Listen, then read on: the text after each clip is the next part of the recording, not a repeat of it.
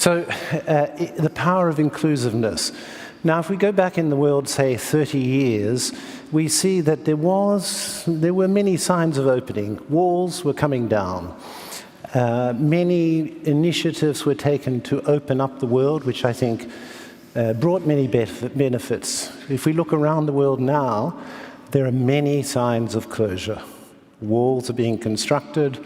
There are many policy measures being taken by many governments, closing borders to persons, closing borders to goods. I wonder if I may ask how you see all this. See, yes, it's true, you're seeing that as a global situation, but we need to understand this. Bringing down walls without bringing down economic disparity is not going to work.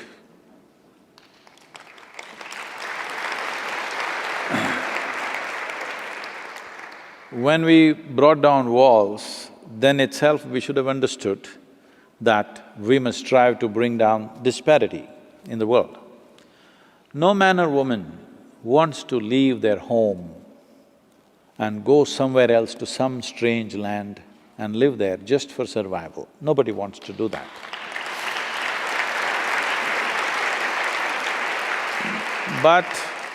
But it is estimated that in the next decade, there could be about 1.7 to 1.8 billion people moving or migrating.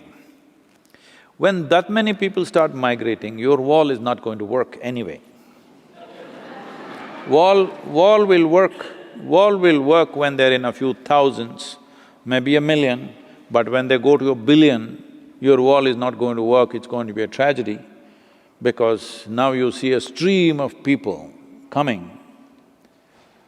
Well, can every nation just open up its borders and say, welcome, live on the streets? Not possible, yes?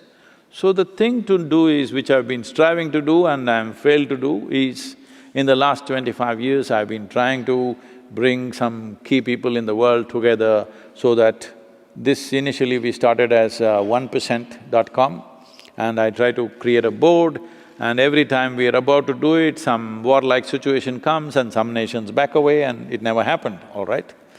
The idea was just this, 1% of what we invest in our defense forces, as we call them, arms and armaments, what we invest, if we contribute and we institute a board of people who are from responsible businesses to be given as soft loans to these businesses to start enterprises in impoverished societies where it's not profitable to do business. A business will naturally try to do business where it's most profitable.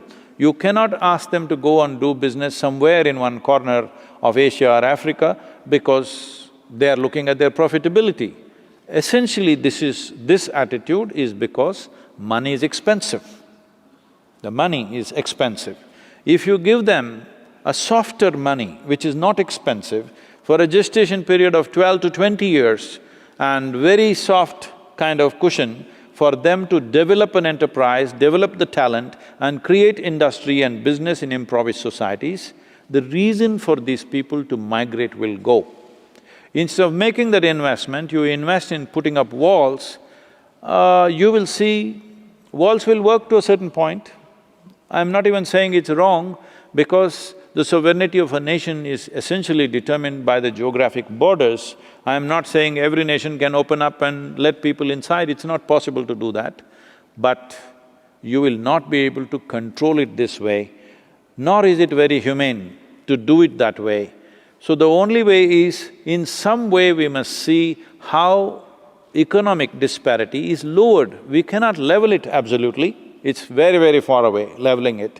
But if we strive in the next 10 years, if there's enough investments going into various parts of the world from where people are migrating, if you start businesses there, if you start enterprises there, if you start economic activity there, then the need for them to go elsewhere to make a living could be reduced and migrations could be controlled because nobody wants to leave their homeland if they can make a living there.